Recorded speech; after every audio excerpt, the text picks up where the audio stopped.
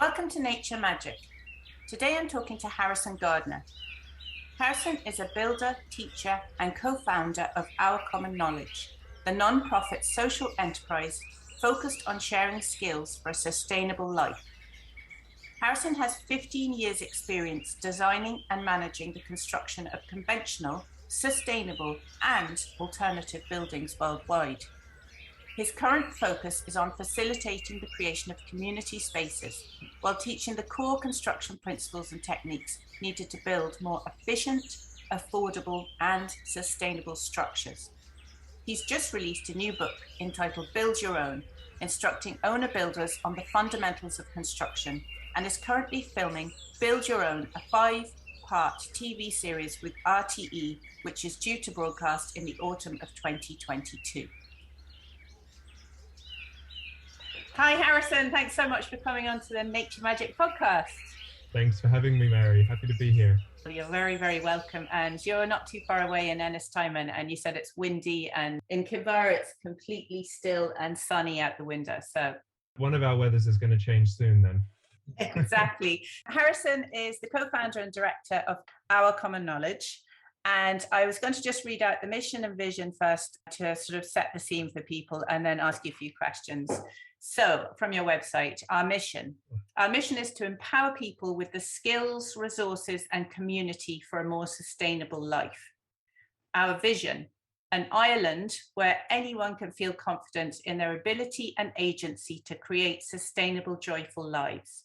And our values, we are open, we thrive with a diversity of people's skills and experiences. We share our ideas and skills openly with others. So that's very inspiring. And I thought maybe if you could start by explaining kind of what Our Common Knowledge is and how do the courses promote sustainability?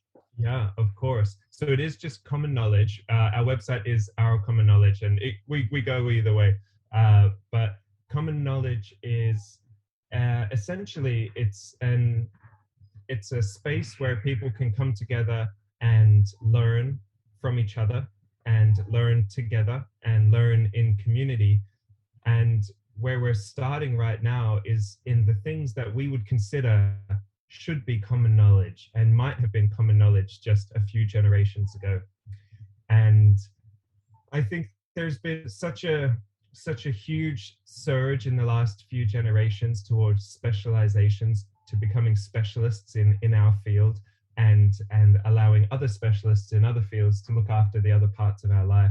And then that idea that was really in our parents' generation got amplified by Instagram and social media, where everything always looks perfect. It's like everyone is only a specialist. There don't seem to be many mediocre tradespeople, builders, craftspeople out there anymore. We only see the best version of everything.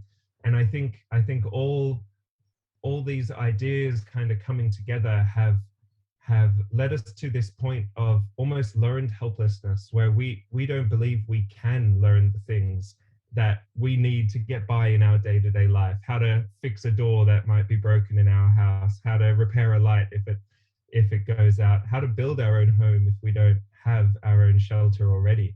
And for me, these things are so integral to being human. They're such a part of our story since we've got a story, that to subcontract all these parts of our lives to someone else is letting go of something that intrinsically makes us human, that makes us who we are, that makes us what we are. You know, we build nests. That's what we do. We've always done it. We've built shelter for ourselves. And to let go of that, and to let go of our influence and control over that part of our life is to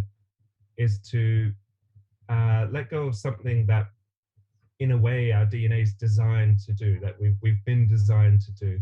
And I think what we might start missing, what we're going to start seeing in our mental health and our emotional health and everything, is that we're missing these moments of daily satisfaction, of meeting our own needs, of fixing our own problems, of identifying something that's wrong in our life and attempting and trying to fix it, because we're so scared of getting it wrong. And I think that's really, for me, the core of this, the core of learning together, learning in community, learning from each other, that everyone is a teacher and everyone is a student, is that you have to start by getting it wrong before you can get it right. You know, that's how we learn. That's how all experiments and processes work, is that we figure out all the ways not to do something before we figure out the right one. And that's part of the process.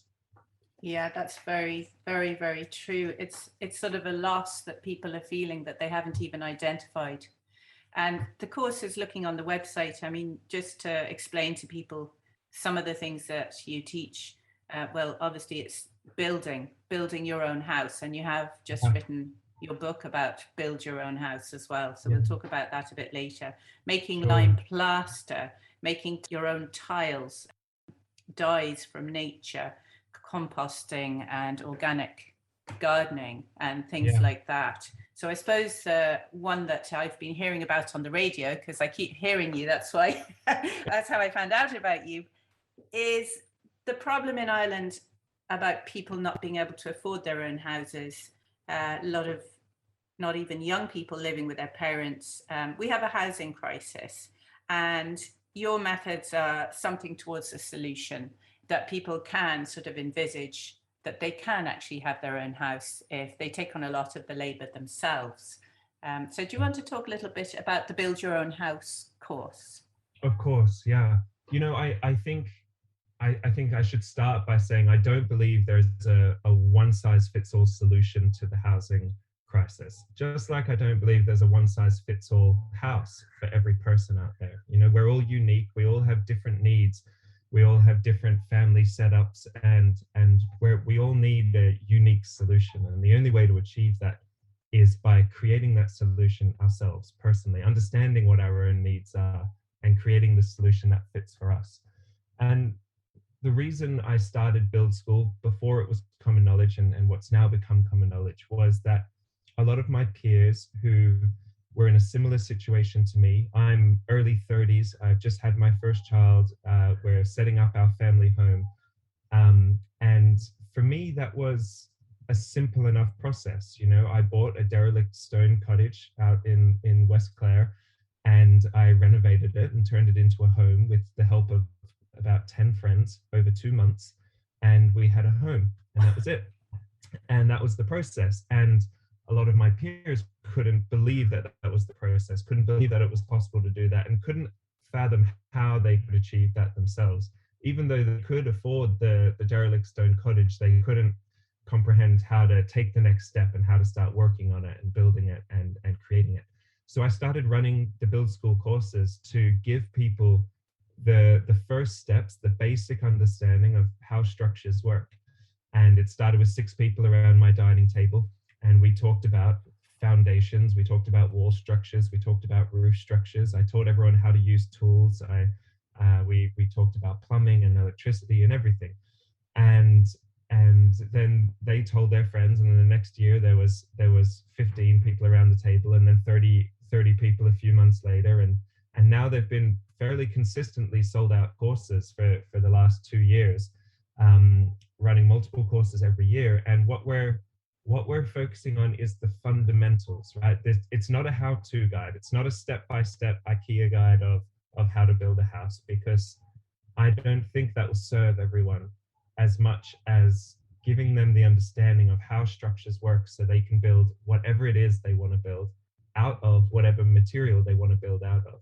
Because that's where our uniqueness comes in, is what we have access to and what we have available to us. And my hope is to get people into homes, under roofs, by whatever means necessary. And for some people, their best chance at getting into a home is going to be building it themselves, because for whatever reason their setup doesn't make them eligible for a mortgage. It's not possible for them to contract a builder for hundreds of thousands of euros to do their home for them. For a lot of people, they're a single person who simply needs shelter. They need their own space close to where they work, or a space that they can work from. And the system really isn't designed for that person. The mortgage and lending system, the repayment system, it isn't designed for young single people to get into housing. And And that's probably the biggest mistake we've made in setting up these lending systems and these ways that we get into homes. Anyway, sorry, I get distracted. No, that's absolutely brilliant. I mean, I love the fact that you go back completely to the foundations and even to the concept of thermal flow and gravity.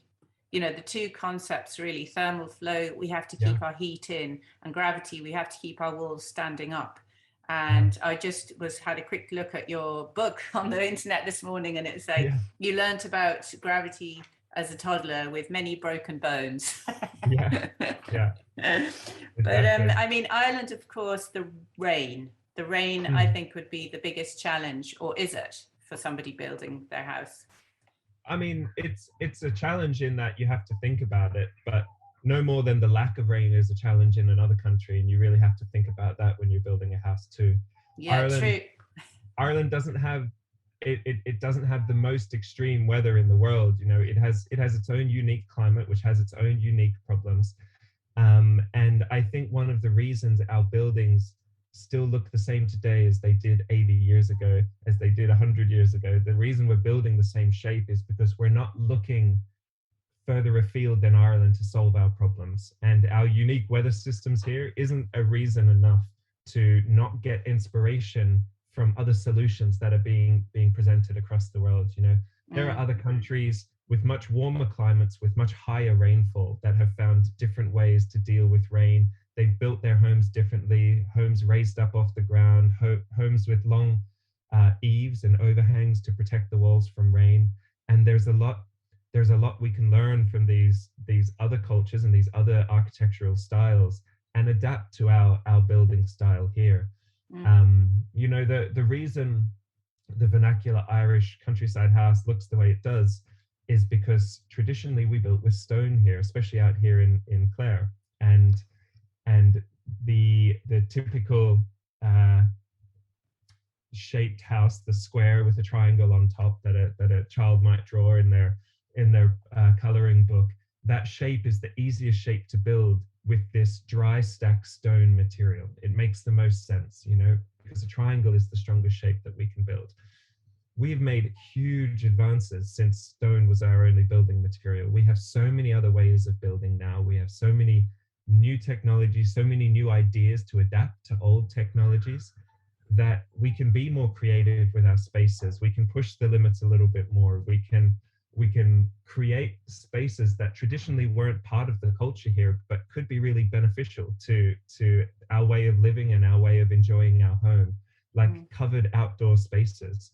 You know, Ireland's the only, I've been all over the world to a lot of different climates, and Ireland is the only very, very wet climate that doesn't have a culture of building covered outdoor spaces.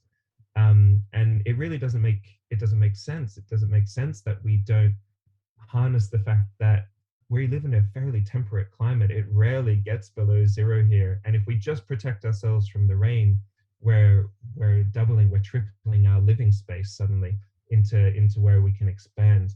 And we only get these ideas and these solutions by looking further afield than Ireland and adapting those ideas to our problems. Oh my goodness, I want to ask you like 20 different questions now, but I know I can't, so we'll go off on a tangent.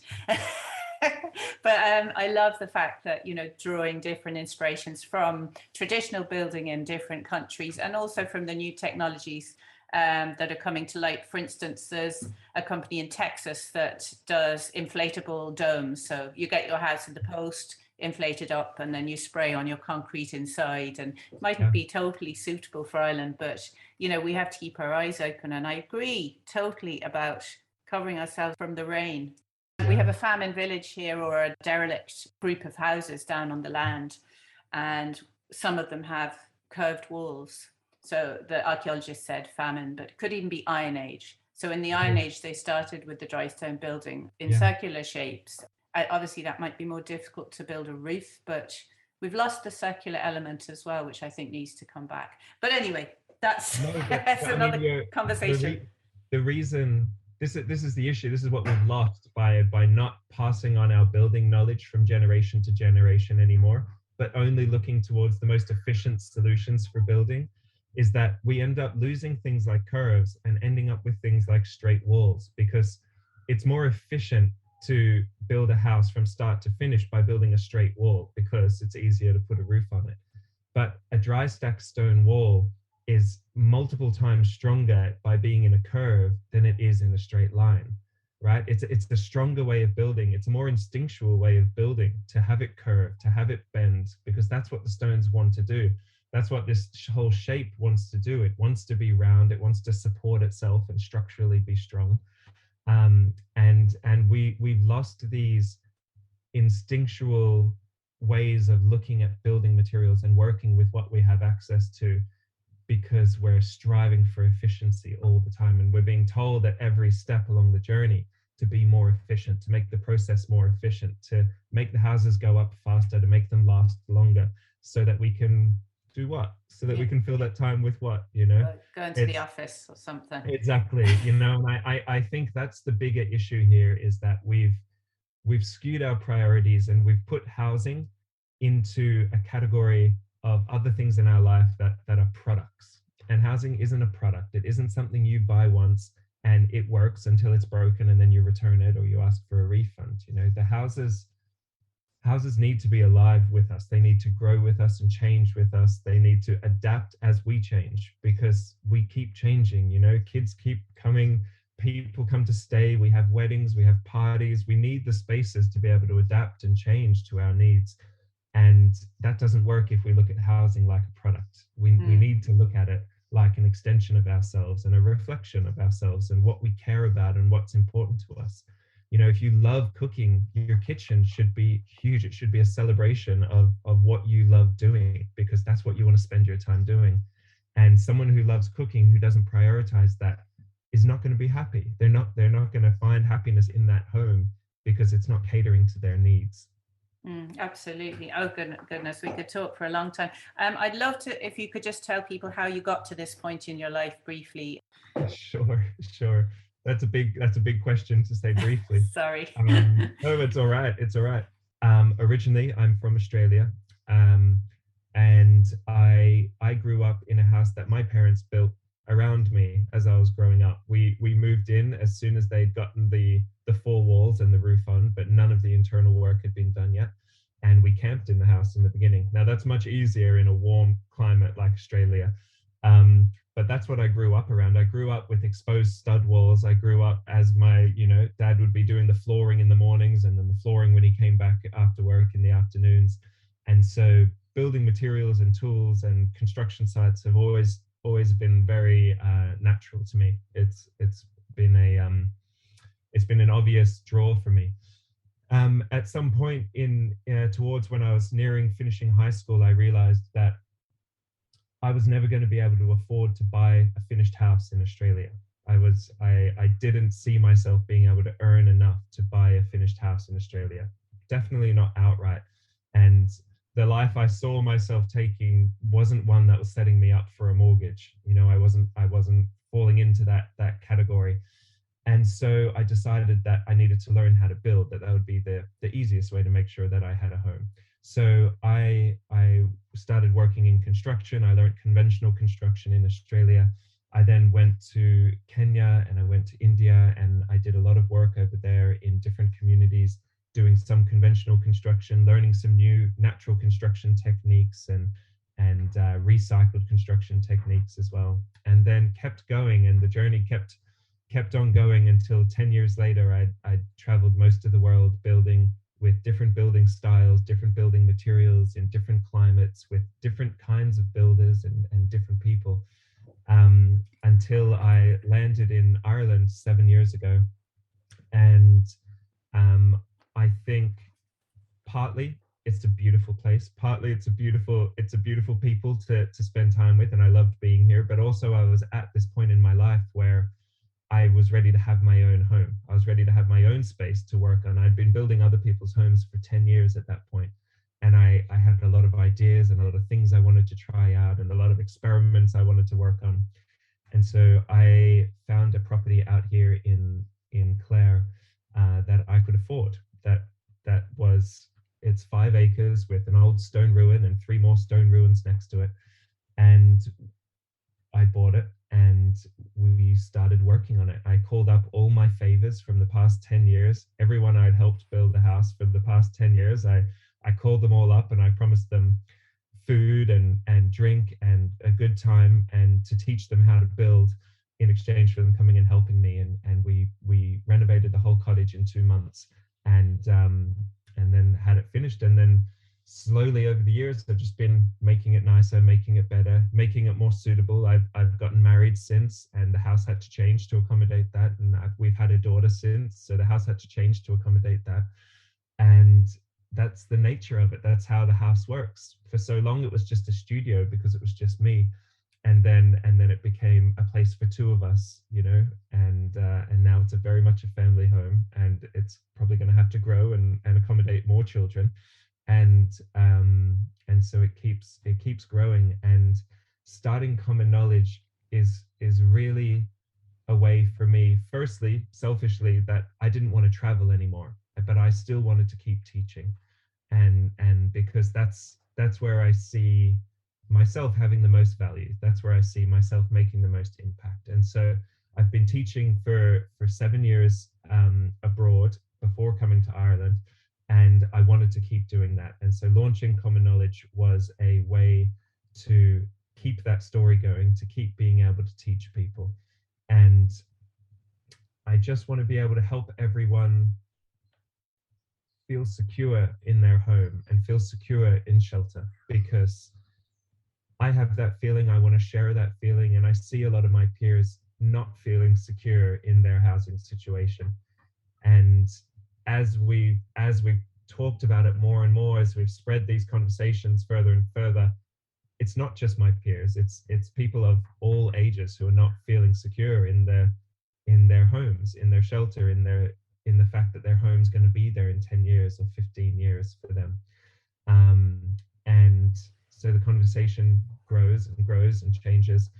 And now it's expanded. Common Knowledge has expanded to accommodate many more aspects of what we consider daily things, daily parts of our lives that we can take back a little control over and make a little more personal again, and have a little more say and a little more influence in. Because things like working on our own homes, things like building furniture around the home, growing our own food, these are all topics that we should have a say in, we should have an opinion in. We're allowed to be a part of that conversation.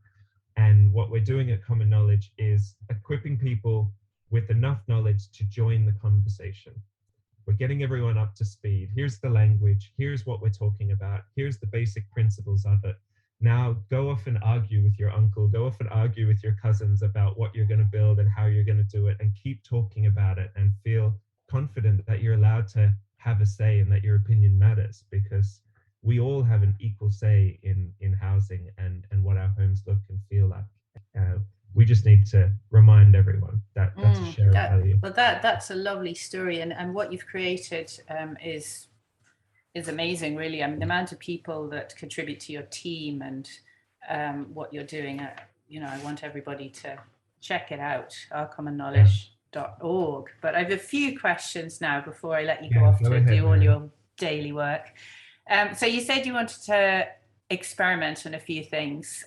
What was your most successful experiment since you started building your own house? Well, the regular experiments for the past 10 years have been finding ways to turn what we consider waste material or garbage into building materials. And it's going along with the idea that none of the things that we buy are products. They're called products. Sometimes we think of them as products and they're sold to us as a thing, but everything has value. Everything has some kind of structural value or some kind of thermal value.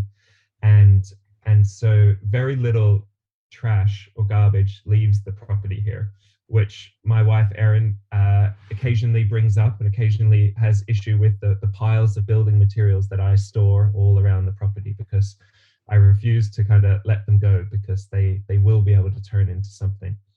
The one I've been working on kind of the most the last year has been has been working with my farmer neighbors' sheep's wool, Mm. and turning the sheep's wool back into a useful building material. We all know that wool keeps us warm. We all know that it's possible, yet in Ireland, we haven't set up a nationwide system for dealing with wool by any means. And so for all our woolen jumpers, for all the famous Donegal tweed, we're importing that wool from the other side of the world, from New Zealand, while wool rots in the fields here. Now, I don't know enough about textiles to say that, you know, the Irish wool is as good as the New Zealand wool or whatever it is, but I know that the wool that we're creating here is perfect for building material. And we should not be importing building materials from outside of Ireland when it's literally rotting and composting in the fields all around the country. It is. You can't sell the sheep's wool in Ireland for some reason. There's no market for it. Well, the reason is because there is no scouring plant, which is the way of cleaning the wool in Ireland. And the scouring plant that's being talked about and has been basically decided not to be built several years in a row now is so big that it would cater for the whole country, but it's too big. It would be hard to justify it because of the size of it. So I've been trying to develop small micro scouring plants so that the wool doesn't have to transport anywhere at all, that within a community, within a county, all the wool can go to a central location, it can be washed, and it can go back out into that same county. It doesn't need to travel across the country, it doesn't need to travel across Europe. It can go back into the houses that are right here. You know? I love it. Sounds like a brilliant plan. Yeah, and so we've been washing a lot of wool, we've been processing a lot of wool, we've been extracting the lanolin and trying to find different uses for the lanolin. And we've gotten to a pretty good point. We've gotten to a pretty good system with it, where now the next stage in that process is setting up this micro plant, which is going to cost 20 to 30,000 euros. So we're kind of working towards that project. But we've done all the manual processes, and we know it works. We've shown that it works. We've done it. We've used it here, and it's working really well. So is it a matter of putting it through different kind of chemicals or something like that? There's no chemicals involved. So basically, what we're doing with wool, naturally, it's very warm, and it's going to keep us warm. It's a great insulative material. But the lanolin that it's covered in, which stops the sheep from getting wet, makes it a little bit flammable, right? Oh. And so we need to wash the lanolin out before we can use it as an insulation material. So lanolin melts at 60 degrees Celsius. So we put the sheep's wool into a warm bath just at 60 degrees. The lanolin melts out of the wool. We then put the wool into a salt water bath, and the salt breaks down the last fats that might be in with the lanolin there. And then we rinse it, and then we dry it out. And what you have is clean, dry wool that from that point could then go through a picking machine and a carding machine and being turned into textiles if you want. But for the building industry, if we were then going to take that wool and put it into a home, we need to make sure that the moths don't want to live in it. Because now that it's clean and free of lanolin, it's a great home for mice and rats and moths and everything, just like all insulation materials are. And so we have to treat the wool after that. And that's where the chemical, now it's not a heavy chemical, it's just a highly alkaline chemical. It's called borax. Borax used to be used across Ireland in farming for fixing acidic soil. We used to eat it all the time, but it's been kind of. My grandfather used to have a business in South America where mule trains would bring borax across the country from the mines. So I've seen pictures of these like 100 mules with the carriages behind, and borax was a massive product at the time. Yeah. Well, what borax does is it basically creates such a high alkaline environment that nothing wants to live in it. Oh. So no animals, no bugs are ever going to go and live in it because it's just not a hospitable place for them to be. And so that's the process. The wool then needs to get coated in the borax, and then it can go into the homes as an insulation material there, and as one of the best insulation materials that we can create. You know, we go to so much work to literally melt stone and spin it into a wool. That's what rock wool is, where we're turning stone to molten and then spinning it, basically fairy flossing it into an insulation material. And it works really, really well. but we've got piles of sheep's wool composting across the country that don't need to be heated and turned into molten. I know. Well, I mean, the other part, when I see common knowledge, you just naturally think common sense, and that does not make sense. Spinning rock and trying to turn it into insulation when we have it running around the fields all over Ireland. Exactly. My Zoom is now telling me we've only 7 minutes left, and it never gave me a time. Yeah, it never gave me a time limit before. It's very mean. So anyway, that's good for you because you can get back to your work. So what would you like to tell people before you go? And also, you know, where can people get in touch with you, and a bit about where they can get your book? Of course, yeah. So what do I want to tell people? Yeah, it's a one thing. I want people to come to Common Knowledge. Come and do a course with us. Come and learn something new that you don't know about yet, or that you want to know more about. And I promise you'll have a great time. The courses are great. I put a lot of work into teacher training, to finding the right teachers to pair with the right students, to make sure that we're giving really solid, really quality knowledge. And it's fundamental knowledge. It's not just a how-to guide. It's fundamental. Exactly. Yeah. And so check out the website, ourcommonknowledge.org. Have a look at the courses we're doing. Come to a course. Bring a friend to a course. It's going to be a really great summer. We've just started our courses for the year, and we've already done a building your own pizza oven course. We've done a line pointing course. We've done a furniture making course where everyone came and made their own stool. We've got a line plastering course coming up this weekend. And we've got our build schools where we'll be building tiny homes and other timber frame structures and teaching the fundamentals of how structure works, whether it's timber frame, brick, block, stone, it doesn't matter. Whatever you want to build out of, it's the same basic principles that you need to know to be able to build your own home. Brilliant. And the book, I had a quick look on, and I've ordered it actually. It's for me, very appealing because it's got little pictures of all the tools you need at the start. Exactly. And if it's like, oh, you need a tape measure, you need a grinder, you need all that kind of stuff. Well, the book is designed to be like your favorite cooking book, your favorite recipe book. You know, it's broken down into the basics, the core ideas behind all these building methods, and each chapter talks about a different part of the building process. And then there's recipes for all the different types of materials you might use to achieve that part of your building process. We're not trying to teach any one way of building. We're trying to teach how all buildings work and how they all relate to each other. And so you can buy the book at pretty much any bookstore in the country right now. You can buy them from my website, or you can come and say hi and pick one up off me at Common Knowledge. Okay, and what's the book called exactly, so people get it right? The book is called Build Your Own, Using What You Have to Create What You Need. Okay, very good. So thank you so much for coming on the podcast. It was very inspirational, and we will come and find you and check you out. And I hope, and also come up here and have a look around. And I hope everybody that listens, we have a good listenership in Ireland and the UK, America. Nice. So everybody come and find Our Common Knowledge. Yeah, brilliant. All right, so thanks so much for having me. Thank you for the work that you do, and it all helps towards a sustainable planet. It does. I hope so.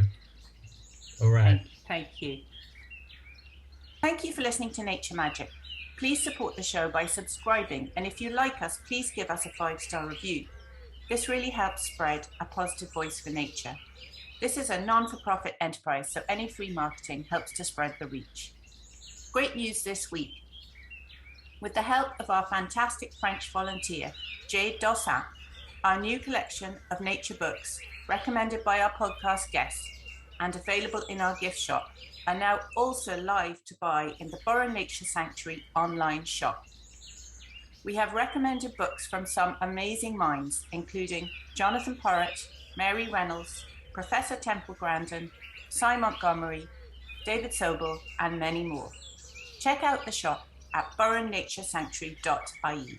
Thank you for your support.